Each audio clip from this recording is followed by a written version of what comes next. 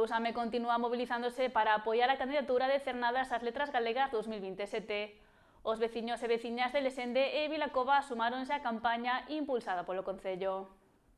Os locais de Lesende e Vilacova convertéronse este martes en novos puntos de apoio á candidatura de Cernadas de Castro ás Letras Galegas 2027.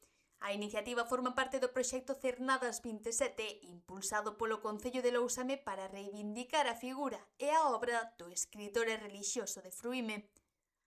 Durante os actos, o alcalde de Lousame, Esteban Ares, destacou o respaldo veciñal que está a recibir esta proposta en todas as parroquias do municipio.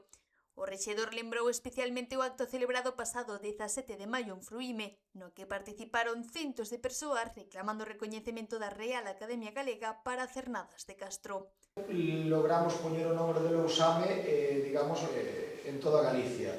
Por que o digo? Bueno, pues porque incluso non é só que por primeira vez conseguimos entrevistarnos con moitos académicos da Real Academia que nos quixeron recibir e explicamos o proxecto personalmente, sino que se fixo eco de todo un pouco o ruido que estábamos facendo en tanto en canto, depois Edu lo explicará, pero chegou a salir noticias desta candidatura, chegou a salir no Progreso de Lugo. Entón, que en Lugo estén falando da candidatura de Fruíme, quere dicir que algo de ruido estamos facendo e que se fala de Lousame no resto de Galicia. Ares asegurou que, malia tratarse dun concello pequeno e rural, o importante é que o nome de Cernadas estea xa presente no debate académico.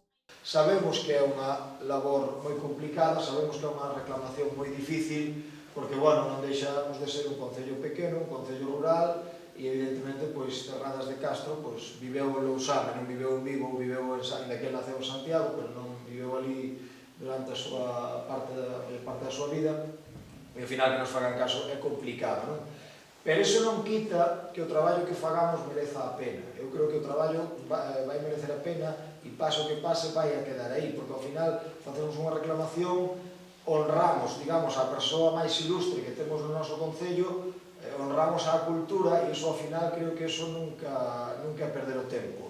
Pola súa banda, o técnico municipal de Cultura, Eduardo Agraso, explicou as distintas iniciativas desenvolvidas polo Concello e pola Asociación de Veciños Cernadas de Castro de Fruíme para divulgar a vida e obra do autor.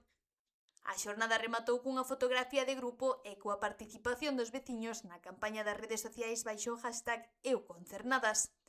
Ademais, o Concello agasallou aos presentes cun libro de Cernadas de Castro.